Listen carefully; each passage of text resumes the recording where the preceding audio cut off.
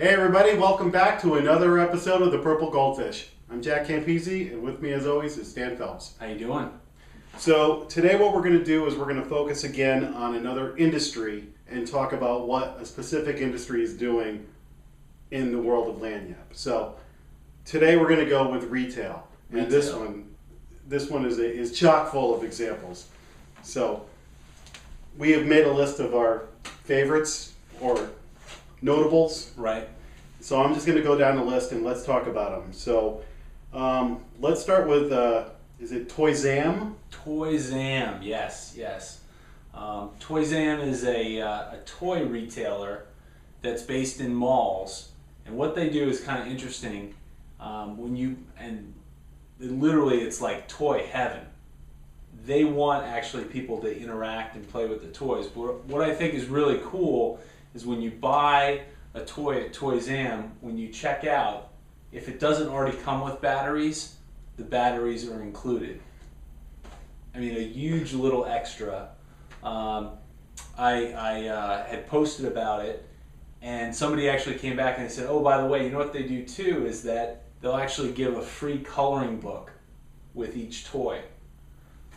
And somebody written in. So great little extra. Think about it. Those are great because, man, let me tell you, I remember being a kid, and if you got a present and the batteries didn't come, it almost made it worse because now you had the Coleco football, but you couldn't play because you had to go get batteries. Right. You know, so that's amazing. And boy, that's just a little something extra. Now, there's a local furniture store around here, Bob's Discount Furniture. Bob's, yeah. Come on down. Come on down to Bob's. They do a lot of TV commercials. You can't help but What's their purple goldfish?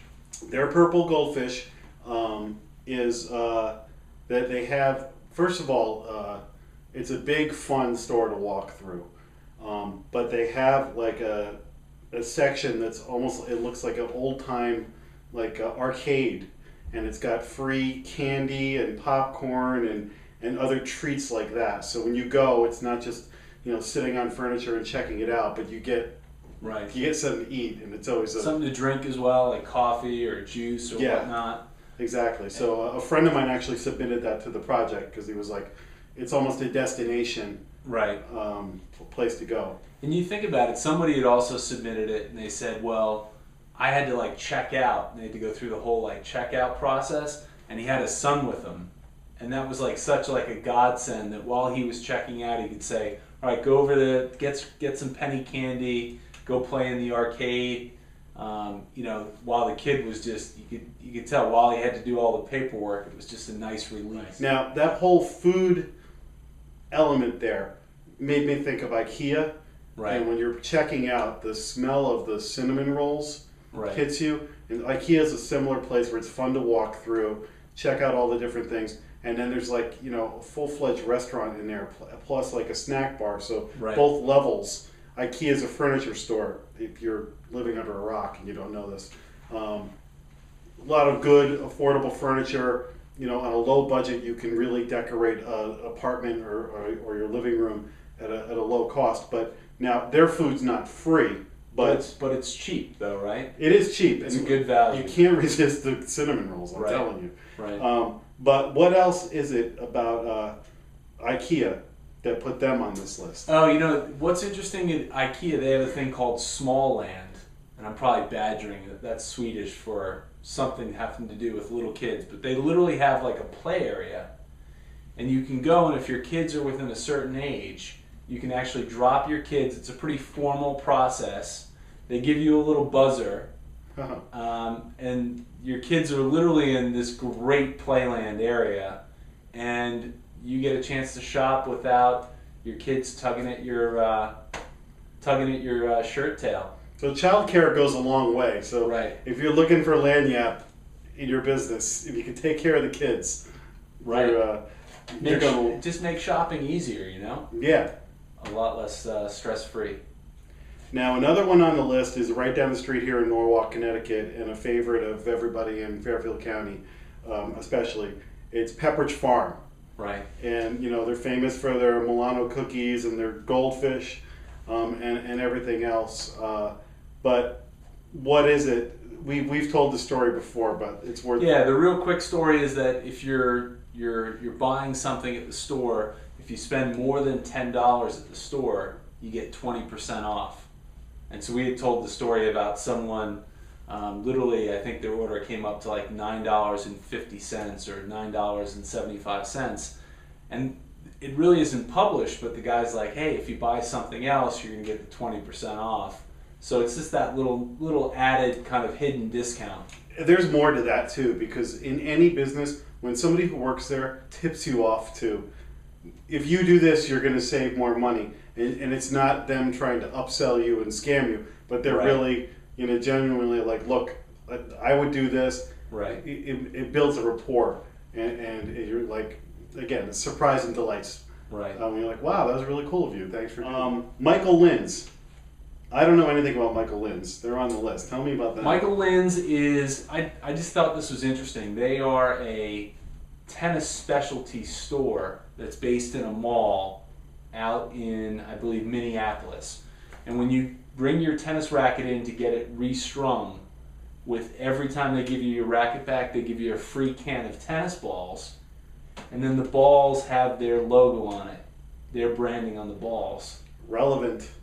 Exactly. A little something extra, and think about it. Next time you're out, you're playing with your friends, they pick up the ball and go, Michael Linds, and probably, why did you get these? I mean, a great word of mouth. That makes me think of when I go play golf. And some of the nicer courses will give you free tees or a ball marker. Right. But you go to a public course and they charge you for everything. And I always think, why not let me grab a handful of tees with your name and website on it? Right. And obviously you're going to drop them, you're going to let your friends use them. It's just such goodwill, but they don't do it. No. Well, not everybody does it. So that's a good one, the tennis balls. Now, totally unrelated to that, Cartridge World. Cartridge World. I love it when there's a little something thrown in that's kind of unique and extra. And Cartridge World, I wasn't all that familiar with them, but someone put them forth for the project. They do like essentially ink for printers, and what they do is a lot of refills, and it's usually just a cheaper option a lot of time. And what they do is when they deliver the cartridges, they always give their signatures. They give you a Tootsie Pop, which is interesting. They say, well, usually it's the owner that's saving the money, but it's usually maybe the office manager that's ordering it. And so it's nice to give them a little benefit. And he says that usually the people that are doing the deliveries get to know their customers well. So I know you're a red Tootsie Pop guy, or this person's a brown one. So it's just that nice little touch that... And that is going to go such a long way in paving a relationship. Sure. And obviously there's millions of different kinds of retailers out there, but this just shows you the wide variety. Like, tennis balls are immediately relevant to what Michael Linds does. A Tootsie Pop isn't the most obvious thing, but if it's just a little something and it makes somebody smile, right, it can be enough. So this could be a really big thought out, executed thing, or it could just be as simple as a bag of lollipops. And I like the Tootsie Pop thing, because Tootsie Pop, think about it, it's the last thing that you give somebody before you walk out. So it's the last thing that's in their mind. So the idea of like recency and that last thing is key. And speaking of last things, let's leave on this question. How many licks does it take to get to the center of a Tootsie Pop? I don't know. 3. 3? 3. Did you ever see the commercial with the owl? 1, 2, 3. He bites it. Gotcha. That's it for this episode of The Purple Goldfish. We'll be back next time with... Oh, we're still looking for examples, right? Yes, we are. First of all, thank you. Because the next few episodes, we're going to go through different categories. And most of this is from people who send things into us. So thank you so much, and keep them coming. And we're right at the halfway mark. We've just hit the 500 mark, which is huge. Come on. Come on, we can do this. Check us out on iTunes. Keep the goldfish coming. And we'll see you next time. Thanks. Take care.